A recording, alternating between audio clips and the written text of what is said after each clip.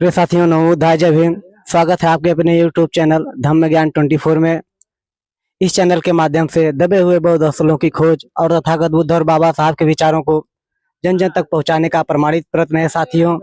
और इस कार्य में हम लोग लगे हुए हैं। रविदास जयंती की आप सभी साथियों को हार्दिक बधाई व मंगल कामनाएं। आज हम उपस्थित हैं जहानागंज ब्लॉक के ग्राम बरहती जगदीशपुर में, नगर पंचायत वार्ड नंबर 1, जो अम्बेडकर पार्क में हम लोग इस समय उपस्थित हुए हैं। और इस ग्राम सभा के सीनियर पर्सन, जानकार व्यक्ति आप बाबा श्रद्धेय संतलाल आनंद जी हमारे बीच में उपस्थित हुए हैं, जो कि आज रविदास जी के विचारों को लेकर कई सारी भ्रांतियां हैं साथियों। बहुत सारी भ्रांतियां हैं, लोग तमाम तरह के लोग बताने वाले अलग अलग तरीके से अपने अपने तरीके से बताते हैं। तो हम बाबा से जानना चाहते हैं कि जैसा कि रविदास जी को बताया जाता है बाबा, कि रविदास जी क्या बोलते हैं कि एक मोची का काम करते थे। और कई सारे फोटो में भी हम लोग देखने को मिलता है कि रविदास जी का जो फोटो, जूता सिलते हैं, चप्पल सिलते हैं, ऐसी बातें बताई गई हैं। मतलब इसके बारे में आप क्या कहना चाहते हैं? ये सबसे पहले आपका चैनल धम्म ज्ञान 24 तो बहुत बहुत धन्यवाद देते हैं। और सभी जो सुनने वाले लोग हैं उनको नमो बुद्धाय जय भीम करते हैं। मेरा नाम संतलाल आनंद है। शासकीय सेवा से सेवानिवृत्त होने के बाद इधर the Buddhist society of India का प्रदेश सचिव हूँ तथा बामसेफ मुझे सीनियर ट्रेनर के रूप में जाना जाता है और लोग जानते हैं। वैसे मैं तो अभी उस लायक नहीं समझता हूँ अपने आप को, लेकिन अब लोग मुझे बोलते हैं कि भाई आप सीनियर ट्रेनर हैं। मैं उस हिसाब से वो कार्य भी करने का प्रयास करता हूँ। आज गुरु रविदास की 648वीं जयंती के अवसर पर आपने जो सवाल पूछा है, सवाल तो सारे महत्वपूर्ण होते हैं। जैसे पहले रविदास को कई नामों से पुकारा जाता है। कोई रविदास कहता है, कोई रूई दास कहता है, कोई रूबी दास कहता है, कोई रैदास कहता है। तो ये सारे नाम जो है, ये भ्रांतियां हैं, जो शब्दों का प्रत्यक्षीकरण हुआ है, ये गलत है। हमारे यहाँ उत्तर भारत में एक शब्द है बहुत मशहूर, जैसे कार्य फलानवा, कहाँ जाते रे। तो रे शब्द जो है ये थोड़ा सा अपमानजनक शब्द है।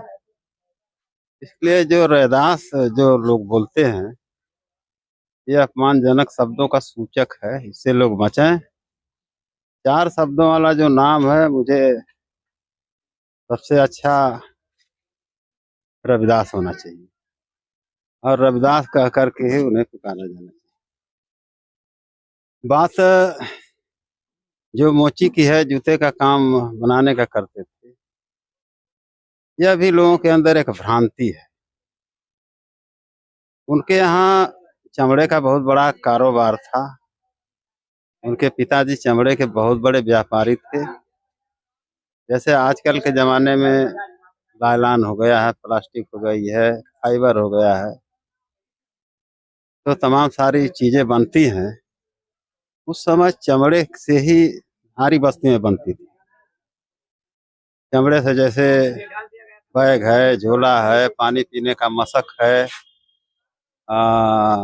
राज सिंहासन पर जो कवर लगाया जाता है वह भी चमड़े का ही होता था। सैनिकों के लिए जो ये जो सुरक्षा कवच हैं, वह सारा चमड़े का होता था। तो चमड़े पर बहुत काफ़ी निर्भरता थी उस जमाने में। और उनके पिताजी चमड़े के बहुत बड़े कारोबारी थे। एक तरह से समझिए कि उनकी बहुत बड़ी इंडस्ट्री थी। और उसमें बने हुए सामान तो केवल जूता ही थोड़ा बनता था, बहुत सारी जो मैंने बोला है, बहुत सारी चीज़ें वहाँ बनती थी, जिसका निर्यात जो है भारत में ही नहीं बल्कि दूसरे दूसरे देशों में होता था। और गुरु रविदास जी प्रतिदिन एक जोड़ी जूता दान देते थे, गरीब ब्राह्मणों को देते थे, जरूरतमंद लोगों को देते थे, बेसहारा लोगों को देते थे। तो ये कैसे कहा जा सकता है कि वो आर्थिक रूप से कमजोर रहे होंगे और जूता सिलते हैं। इनके यहाँ जूता बनाने वाली फैक्ट्री इंडस्ट्री है और तमाम सारे जो चमड़े की वस्तुएं बनती थी, सारी वस्तुएं बनती थी। तो उसमें तमाम सारे नौकर चाकर रहे होंगे, काम करने वाले लोग रहे होंगे। तो ये भ्रांतियां, इससे लोगों को बचना चाहिए, ऐसा नहीं होना चाहिए। तो जैसा कि आपने बताया कि उनके पास एक फैक्ट्री थी, माली जूता चप्पल बनाने की कंपनी थी, तो उसमें कई सारे वर्कर भी काम कर रहे होंगे। हाँ हाँ, वर्कर भी इसमें काम करते भाई। अब बोलते रहे हैं कि इतनी बड़ी उनके पास इंडस्ट्री थी कि उसका जो सामान है, जो वहाँ जो तैयार होती थी, जो प्रोडक्शन होता था, वो भारत में नहीं बल्कि दूसरे दूसरे ईरान में जाता था, इराक में जाता था। और जो सैनिकों के लिए जो सुरक्षा कवच जो सीने पर लगाते थे, चमड़े का हाथ में लगाते थे, जी जी। तो वो सारे दूसरे दूसरे देशों को लोग मंगाते थे। दूसरे देशों के राजा जो है अपने सैनिकों के लिए मंगाते थे। और जैसा कि रविदास जी को लेकर के काफी सारी भ्रांतियां हैं, जैसे कुछ लोग उनको एक भक्त के रूप में देखते हैं, एक संत के रूप में देखते हैं। कोई जैसे हिंदू परंपरा के मानने वाले लोग जो किशन के भक्त बताते हैं, भगवान किशन के भक्त बताते हैं इनको, रविदास जी को, और गंगा के भक्त बताते हैं। और एक और जो इन्होंने कहा है कि मन चंगा तो कठौती में गंगा, उस उसको एक कहानी के तौर पे वो लोग दिखाने का काम करते हैं कि गंगा से सोने का कंगन निकालने वाली जो बात है। इन सब बातों पे आपका क्या विचार है? देखिए, सबसे पहले जो भक्त वाली बात है, इन पर एक किताब आई है, नाभादास भक्तिमाल। भक्तिमाल एक पुस्तक है, क्योंकि नाभा तो ब्राह्मण थे और उन्होंने भक्तिमाल में क्या लिखा है, वो किताब तो मेरे पास है नहीं, भूल गया हूँ। तो जो भक्तिमाल है, तो भक्तिमाल में उन्होंने क्या लिखा है कि मैंने कहा ना कि प्रशिक्षीकरण है लोगों को न जानकारी की वजह से भाई, क्योंकि उस समय समाज पढ़ा लिखा नहीं था और पढ़ने लिखने का अधिकार तो सिर्फ ब्राह्मणों को, क्षत्रियों को था। तो ये हजारों साल, कई हजार साल पहले तो लोग पढ़ते ही नहीं थे, उनको अधिकार ही नहीं था। तो जिनके पास अधिकार था उनकी जो मर्जी चाहे वो लिख दिए, उसका कोई। अब आज जब लोग जान रहे हैं धीरे धीरे, तो उनकी आलोचना हो रही है। आज तमाम सारे दार्शनिक हैं जो पीएचडी होल्डर हैं बड़े बड़े यूनिवर्सिटियों में, तब उस पर जो नित नए नए शोध हो रहे हैं, तो ये बातें निकल के आ रही हैं। तो मैं ये बोलना चाहता था कि भक्तिमाल में नाभादास ने लिखा है कि एक बार रैदास विष्णु के दरबार में गए थे और बड़ा हाहाकार मचा। देवताओं ने कहा कि भाई ये एक चमार यहाँ आ गया है। तो अब उसके आगे मैं क्या कहूँ, मान लीजिए ये किसी को आप किसी की किताब लिख रहे हैं तो उसकी बेइज्जती करने के लिए लिख रहे हैं, उसका इंसल्ट करने के लिए नहीं लिख रहे हैं। तो ये भक्त तो बिल्कुल नहीं थे, ठीक है ना। जी जी। भक्त नहीं, इन्होंने तो सीधे कहा था कि भाई संत रैदास, जो गेल आमेंट एक अमेरिका की लेखिका है, उन्होंने सिकिम बेगमपुरा के नाम से एक किताब उन्होंने लिखा है। उसमें उन्होंने स्पष्ट किया है कि संत रैदास कोई भक्ति का आंदोलन नहीं चलाते थे, बल्कि गुरु रविदास जो है वो जो पीड़ित मानवता है उसकी मुक्ति कैसे मिलेगी, उसका उनका आंदोलन। उसी तरीके से कठौती में गंगा, क्योंकि गंगा थोड़ा पवित्र शब्द है, गंगा नदी से जुड़ा हुआ है, तो यह भी जानबूझ करके जोड़ दिया गया है। वो ये कहते थे, देखते थे कि दुनिया नित नए नए लोग जो है वो पूजा पाठ करने में, कर्म कांडों में व्यस्त है, अपना धन अपना समय बर्बाद कर रही है, व्यर्थ कर रही है। तो वो लोगों को समझाते थे कि भाई तुम्हारे घर में ही तो सब कुछ है, तो तुम अपने मन की गंगा में क्यों नहीं नहाते हो? जिस कुएं का पानी पीते हो वह भी तो तुम्हारा ही है, वह भी तो पानी है। तो मन की गंगा में नहाने के लिए उन्होंने बोला था कि सारा कुछ आपके घर में है, इधर उधर कहीं भटकने की जरूरत नहीं है। तो वह एक तार्किक ढंग से लोगों को समझाते थे। अब कुछ लोगों को उनकी बात खराब लगती थी तो वो अलग चीज है। देखिए उनकी महत्वपूर्ण वाणी है जो 5-6 हमने नोट किया है, बड़ी मेहनत से खोज के निकाला है, जो उनके द्वारा लिखी गई है, या किसी दूसरे लेखक के यहाँ जाएंगे तो ये नहीं मिलेगा। तो उसमें एक है उनकी जो परिकल्पना है, बेगमपुरा। बेगमपुरा एक शहर है, एक सिटी है, जिसे अर्बन सिटी के नाम से कहा जाता है। मतलब ग्रामीण सभ्यता नहीं, शहरी सभ्यता थी। वो अपने बाणी में लिखते हैं, गुरुमुखी उनकी बाणी थी। गुरुमुखी, गुरुमुखी का मतलब वह हुआ कि गुरुओं के मुख से निकली हुई बात, उसको गुरुमुखी कहा जाता था। बाद में इनकी वो लिपि बन गई। जैसे ब्राह्मणों की जो भाषा है उस जमाने की, भाई शिक्षा पर और लोगों को ये समझाना, शिक्षा देना तो ब्राह्मणों का ही अधिकार था। तो जब इनकी प्रसिद्धि बढ़ी और जब लोग इनकी बात को सुनना पसंद करते थे, तो यह कुछ लोगों को अच्छा नहीं लगता था। तो वो लोग विरोध करते थे कि भाई अब यह तो टेंडर हमारे नाम से है ज्ञान बांटने का। तो उन्होंने खुद अपनी लिपि डेवलप किया, जिसको कहा जाता है गुरुमुखी। गुरुमुखी लिपि इन्होंने खुद बनाया। तो ये गुरुमुखी लिपि में उन्होंने लिखा है कि बेगमपुरा शहर को नाऊ, दुख अंदाज जहां हूं न भाई, ना तस्वीस खिराज न मालू, खौफ न खता तराश जमालू। अब कोई खूब वतन गह पाई, वहां खैरी सदा मेरे भाई। मैं इसको बोल लूं तो फिर इसका डिफिनेशन कर रहा हूँ। तीव तीव सेल कर ही जीव पावे, मरहम महल नहीं भटकावे। कई रविदास खलास चमारा, वही सही है मीतु हमारा। तो बेगमपुरा, जो बेगमपुरा की परिकल्पना इन्होंने किया है, जैसे बहुत सारे लोग हैं, जैसे ईरान इराक के सुल्तान है तो वो दजला खरात, हाँ, कि वो जो सभ्यता के बारे में बताते हैं। कबीर दास जी वो अमर देशवा की सभ्यता के बारे में बोलते हैं। तो इनका बेगमपुरा की सभ्यता का सही अर्थ है बौद्ध राष्ट्र, बुद्धिस्ट कंट्री के बारे में ये कहते हैं कि बेगमपुरा शहर को नाऊ, दुख अंदाज जहान भाई। मतलब बेगमपुरा एक ऐसा शहर है, उनकी एक ऐसी परिकल्पना है कि जहाँ दुख नहीं है, दुखों का वहां अंत हो रहा है। ना तस्बीस खिराज न मालूम, ना तस्बीस का मतलब न कोई शिकवा है, न कोई शिकायत है, न कोई छोटा है, न कोई बड़ा है। खिराज न मालू, खौफ न खता तराश जमालू। अब खिराज का मतलब टैक्स होता है। आप समझिए उस जमाने में टैक्स के बारे में कौन जानता रहा होगा, 15वीं सदी में। तो वो कहते थे कि वहाँ ऐसी एक व्यवस्था है कि यहाँ कोई टैक्स नहीं लगता है।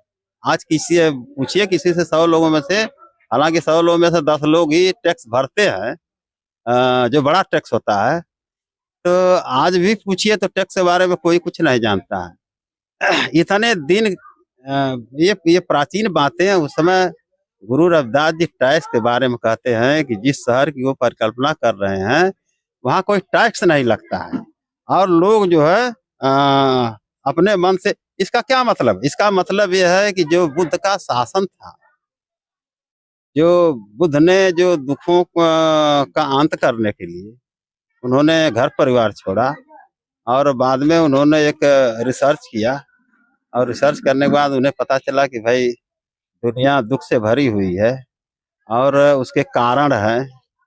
तो कारण के निवारण भी उन्होंने ढूंढा और निवारण का मार्ग ढूंढा।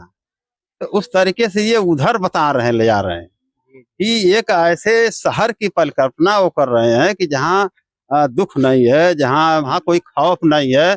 लोग अपने अपने मर्जी से लोग जो है बिना भय के अपना रहते हैं। तीव तीव सेल करे जीव पावा। तीव तीव का मतलब है एक जगह से दूसरी जगह जाने की स्वतंत्रता। अब ये गुरुमुखी भाषा में जो उन्होंने लिखा है तीव तीव का, तो एक जगह से दूसरे जगह जाने की स्वतंत्रता। जैसे माइग्रेशन करना है, एक जगह से आप दूसरी जगह जाएंगे तभी तो आप अपने आप को विकसित होंगे। तीव तीव सेल कहे जी पावा, मरहम महल नहीं भटकावे। अब मरहम का मतलब है कर्मचारी और महल का मतलब राजा। तो राजा के कर्मचारी भी उनको रोकते नहीं थे, भटकावे का मतलब उनको रोकते नहीं थे, मरहम महल नहीं भटकावे। तो वो जो शहर है वहाँ का जो राजा रहा होगा, उसके महल के जो कर्मचारी थे वह भी उन्हें नहीं रोकते थे। पूरी स्वतंत्रता थी और पूरे स्वतंत्रता के साथ वो जहाँ चाहे वहाँ जाए, जैसे चाहे वैसे रहें। ये सारी जो है बेगमपुरा के शहर की उन्होंने परिकल्पना जो उन्होंने किया है। और लास्ट में कई रविदास खलास चमारा, वही सही है मीत हमारा।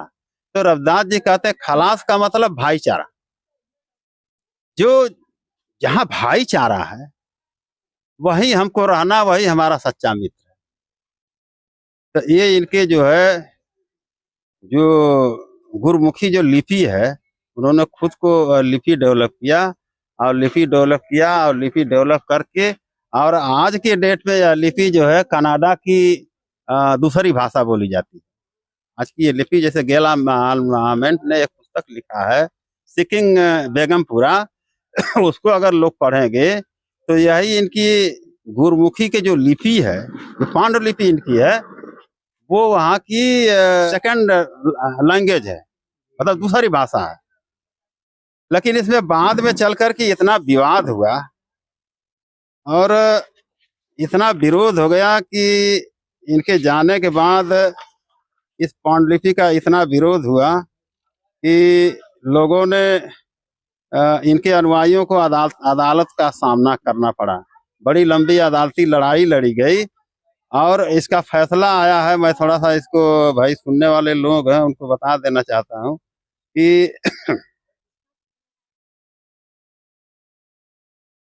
ये 11 मार्च 1932 को कोर्ट का फैसला आया, गुरु रविदास जी के पक्ष में आया, जो उनकी गुरुमुखी लिपि थी। तो कोर्ट ने अपने फैसले में उसको वैध माना। बड़ी लंबी लड़ाई लड़ने के बाद तो उसमें बेगमपुरा में लिखा गया है कि मुकदमा लड़ने वाले कौन थे, मुकदमा में पक्षकार कौन थे, मुकदमा नंबर कितना था। तो जानकारी के लिए यहाँ थोड़ा सा बोल दिया जाता है कि मुकदमा नंबर था 875 E8 और वादी थे जो लड़ते थे देवीदास पुत्र श्री नेकराम हज्जाम कबीरपंथी। अब देखे यहाँ कबीरपंथी भी हैं। और जो वकील हैं उनका नाम है शेख अब्दुल्ला आजाद BA LLB। और जो जज थे जिन्होंने फैसला दिया था बहादुर साहब मुतालबी अदालत भटिंडा शहर अमृतसर। अब इसमें जो मुकदमा लड़ने वाला व्यक्ति है वो नेकराम हज्जाम कबीरपंथ को मानने वाला था। नेकराम जो कबीर जी थे वो इनके समकालीन थे, या कहीं नहीं दिखने को मिलता है, इनके समकालीन थे। इनका हर समय मिलना जुलना रहता था। तो उनकी वाणी और रविदास जी की वाणी है वो काफी उनमें जो है समानता थी, मिलती जुलती थी। जैसे एक बात मैं आपको बता दूं, कबीर की एक वाणी है, कर्म बंधन में बंध रहिए हल्की न तजिए आस। क्योंकि जो कर्म है ये दोनों के दोनों श्रमण परंपरा के जनक थे। श्रमण जो है परंपरा को मानने वाले दोनों संत थे।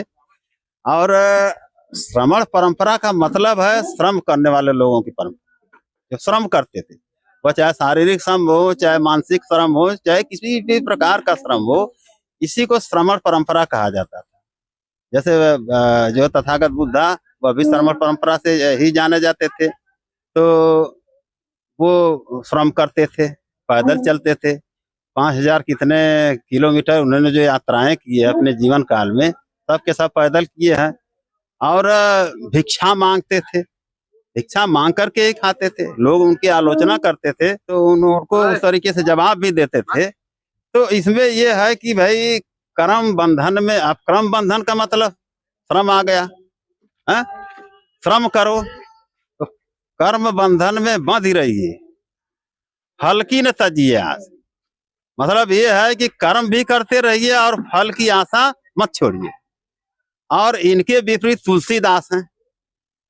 तुलसीदास भी उनके समकालीन थे, लेकिन तुलसीदास कबीर रैदास और कबीर का अपने ग्रंथों में नाम नहीं लिया। क्यों नहीं लिया? कि उनकी एक तकनीकी होती है कि जिस को मिटाना है उसका नाम लेना बंद कर दो, खुद ही मिट जाएगा। लेकिन बहुत ज्यादा जब इनकी बाणियां जब तेजी से इधर उधर चलने लगी तो उन्होंने उसको कोट करके लिखा। क्या लिखा उन्होंने? कर्म बंधन में बंध रहिए, फल की तजिए आस। अब देखो केवल न शब्द हटा दिया गया। उधर है इनकी जो कबीर की वाणी का, कर्म बंधन में बंध रहिए, फल की न तजिए आस। और ये क्या बोलते हैं तुलसीदास जी? कर्म बंधन में बंध रहिए, फल की तजिए आस। इसका मतलब होगा कि कर्म करते रहिए और फल की उम्मीद मत करिए। यह हुआ ना? तो ये शब्दों की जो वाणियां हैं, हमारे गुरुओं की जो वाणियां हैं, उसको बड़े हिसाब से, बड़े सूक्ष्मता से और बड़े तीव्र बुद्धि से हमें समझने की जरूरत है। तो इनका जो बेगमपुरा की जो परिकल्पना है वो बुद्धा से परिकल्पना है, अशोक से कल्पना है। बेगमपुरा का मतलब का बेगम का स्थान, जहाँ कोई गम ना हो, जहाँ कोई दुख ना हो। अब अशोक, अशोक का क्या मतलब है? जहाँ कोई दुख ना हो। अशोक बराबर बेगमपुरा हो गया। जो अशोक सोचते हैं वही बेगमपुरा में भी है कि वह बिना गम का शहर है, वहां जहाँ कोई दुख नहीं है। और यहाँ देखिए अशोक, अशोक मतलब जहाँ कोई दुख ना हो, उसके राज में कोई दुखी ना हो, कोई पीड़ित ना हो, है ना। यही कार्य जो है ये बुद्धा की थ्योरी से लिया गया है। तो इनका सारा का सारा जो है बेगमपुरा की जो परिकल्पना है वो बौद्ध भारत की है। और जैसा कि रविदास जी को लेकर कुछ भ्रांतियां ये भी है कि रविदास जी ने अपने सीने से चीर करके क्या हुआ था कि जनेऊ निकाला था, ऐसा लोग बताते हैं। और मैं देखा हूँ कि बड़े बड़े जानकार लोग मंचों पे भी बताते हैं ये सब बातें। तो इन सब बातों को लेकर के आपकी क्या विचार है? ये संत गुरु रविदास की लोग बोलते हैं कि उनकी हत्या हुई, जबकि आर्कियोलॉजी के हिसाब से जितने भी अध्ययन हुए हैं या भाषा विज्ञानियों ने जो अध्ययन करके लाया, ऐसा कहीं कोई प्रमाण नहीं मिला है कि इनकी हत्या हुई है।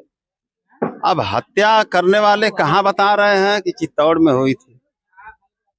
तो मीरा जो उनकी शिष्या थी, अब ये आप बताओ, इस बात को समझो कि जब मीरा जब इनके यहाँ आती हैं चित्तौड़ से चल करके, तो इनको यह भी कहा जाता है कि ये रामानंद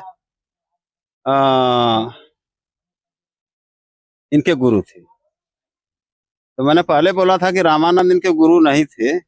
अगर रामानंद इनके गुरु रहते तो कोई जा रहा शिष्यत्व ग्रहण करने के लिए तो शिष्य से को अपना गुरु मानेगा कि उसके गुरु के यहाँ जाएगा? तो ऐसा कुछ नहीं है, रामानंद उसके गुरु नहीं थे। हमारे यहाँ जो संतों की जो परंपरा है उसमें गुरु नहीं है, उसके बारे में थोड़ा बाद में बताऊंगा। तो एक बार उनके पति की डेथ हो गया मीरा की। तो वहाँ उस समय एक ऐसी परंपरा थी कि पति के मृत्यु के बाद तो पत्नी को सती होना पड़ता, कि चिता में जलना पड़ता। जलना क्या पड़ता था? जलाया जाता था। इस बात को गुरु रविदास जी अच्छी तरीके से जानते थे। तो वो जा करके मीरा के घर में उनके परिवार वालों को कन्विंस किया, समझाया कि भाई आप देखो, आप ऐसा नहीं कर सकते हो, किसी को आप जिंदा नहीं जला सकते हो, ये गलत बात है। और बड़े खुशी की बात है कि उनके परिवार के लोगों ने उनकी बात को मान भी लिया, और मान करके तो उन्होंने वो मीरा को जो है जलाने से, मतलब सती होने से उन्होंने मना कर दिया। तो अब उसी खानदान के लोगों को लोग बोलते हैं कि उन्होंने हत्या कर दिया। ये जो आप जनेब और वो सीना फाड़ के जो चीजें आप बता रहे हो ना, सब वहीं से निकली हुई है। और ये सारी ये गपोट कल्पना, सारी झूठ कल्पना, उस पर हम कोई टीका टिप्पणी नहीं करना चाहते हैं। ये जान लीजिए कि ये झूठी घटना, इसको आप इस तरीके समझ लीजिए कि उनकी जो पुरानी परंपरा थी, पति की मृत्यु के बाद वहां सती होना पड़ता था। तो रविदास जी जाकर के वहां समझाते हैं कि आप किसी जिंदा आदमी को नहीं मार सकते हो। बहुत सारी बातें उन्होंने बताया होगा, कन्विंस किया होगा। तो वो राजघराने के रहने वाले लोग थे। गुरु रविदास की बात को उन्होंने माना, तो सती प्रथा का एक तरह से अंत हुआ। वो तो बाद में लॉर्ड विलियम बेंटिक आया, अंग्रेज आए तो उन्होंने कानून बना करके सती प्रथा का अंत किया। अब आप सोचो इस बात को कि ये कब जो है उसके कई हजार साल पहले सती प्रथा का विरोध करते थे। तो इस तरीके से ऐसा नहीं है, ये सब कपोल कल्पना है, इसके बारे में हमें बिल्कुल नहीं जानना चाहिए। तो आप लोग जानते हैं कि जितने भी महापुरुष हुए और जितने भी महापुरुषों की लड़ाई थी, सारे महापुरुषों की विचारधारा एक थी। सभी लोग भगवान बुद्ध, तथागत बुद्ध के विचारों को लेकर के आगे बढ़ाने का काम किया और सारे लोगों की विचारधारा भी भगवान बुद्ध से मिलती जुलती है। तो जितने भी महापुरुष हैं, सारे लोगों की विचारधारा क्या भगवान बुद्ध से ली गई है? बिल्कुल बिल्कुल बिल्कुल, सारे लोग जितने भी हैं, चाहे वो संत परंपरा में हो चाहे किसी भी परंपरा में हो, वो सारे के सारे लोगों का कनेक्शन तथागत बुद्धा से जुड़ा हुआ है। इसमें कहीं से कोई किंतु परंतु नहीं है।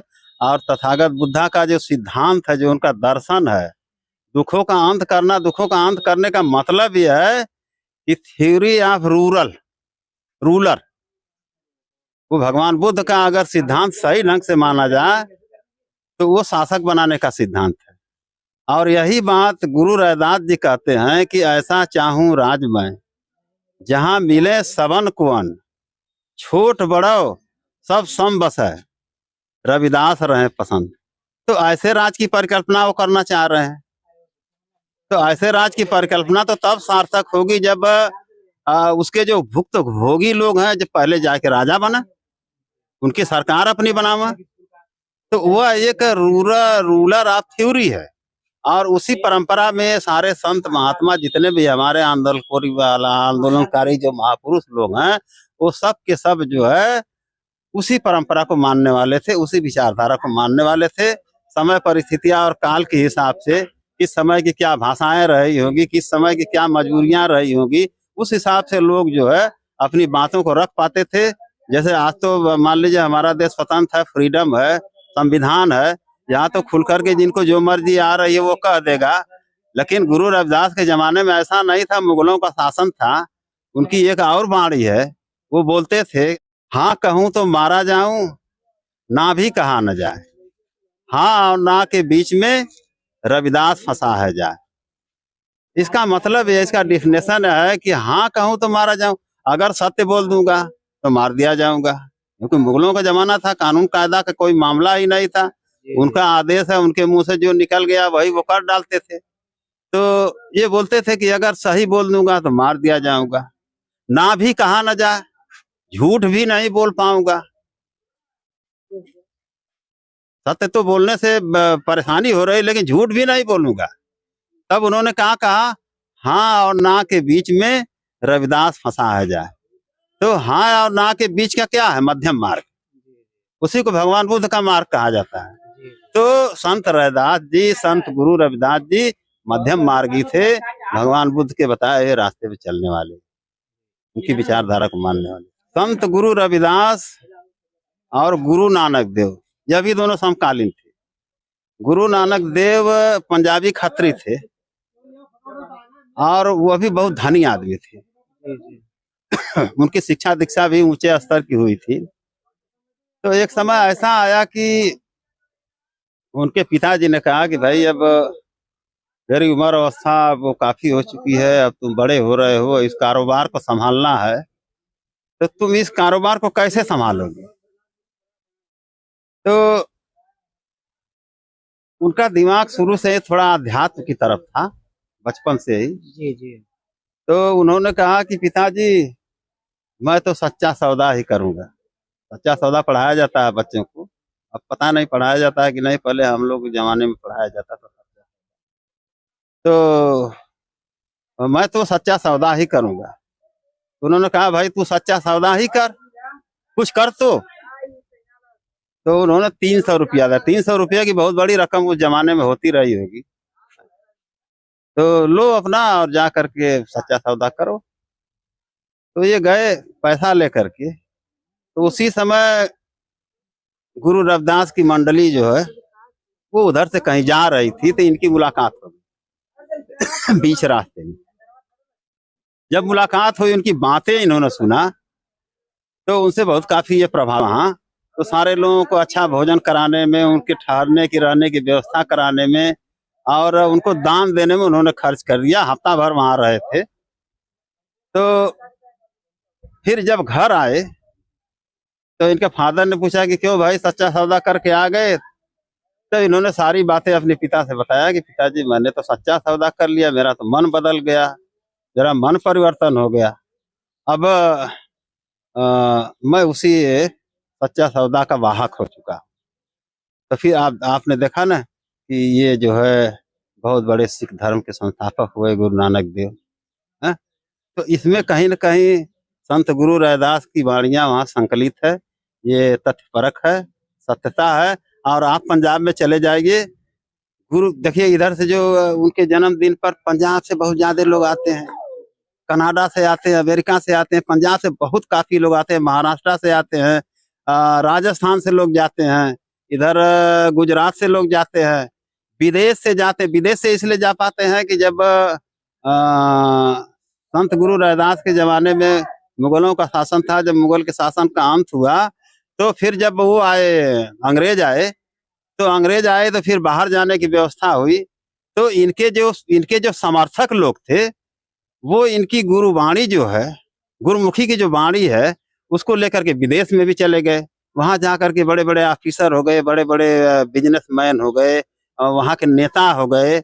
यहाँ तक तो कहा जाता है कि इंग्लैंड की जो पार्लियामेंट है, तो इंग्लैंड की पार्लियामेंट में वहां इतने लीडर हो गए हैं संत गुरु रविदास के अनुयायी कि संत गुरु रविदास का जो जब जन्मदिन आता है तो इंग्लैंड की पार्लियामेंट में सेलिब्रेशन होता है। तो इनके विचार को जगह जगह फैलाए, उसमें गुरु ग्रंथ साहब का भी हाथ है, गुरु ग्रंथ साहब की भी मदद है। तो ऐसे में मैं जो है उनको भी नमन करता हूँ। और आपके चैनल को फिर एक बार मैं फिर बहुत बहुत साधुवाद, बहुत बहुत धन्यवाद देता हूँ। भाई, आपका चैनल धम्म ज्ञान 24, जो बौद्ध स्थलों का जो छिपा हुआ बौद्ध स्थल, भाई छिपा हुआ तो बहुत कुछ है जमीन के अंदर, तो सब कुछ बौद्ध ही बौद्ध है, बुद्ध ही बुद्ध मिलेंगे। वो तो सरकार जमीन खोदती है तो उसको मंदिर और मस्जिद दिखाई देता है, लेकिन कहीं भी खोदो तो बुद्ध ही बुद्ध निकलेंगे। तो आपका कार्य जो है बहुत बढ़िया है और बहुत अच्छा है। इसके लिए साधुवाद देता हूँ और लोगों से निवेदन करूंगा कि भाई इस चैनल को आप लोग लाइक करिए, सब्सक्राइब करिए और इनकी आर्थिक मदद भी किया करिए। बहुत बहुत धन्यवाद। नमो बुद्धाय, जय। तो साथियों, ये जानकारी आपको कैसी लगी? अगर जानकारी ठीक है तो आप सभी लोग कमेंट बॉक्स में अपनी राय जरूर दें और धम्म ज्ञान 24 यूट्यूब चैनल को लाइक करें, शेयर करें एंड सब्सक्राइब करें। धन्यवाद। नमो बुद्धाय, जय भीम।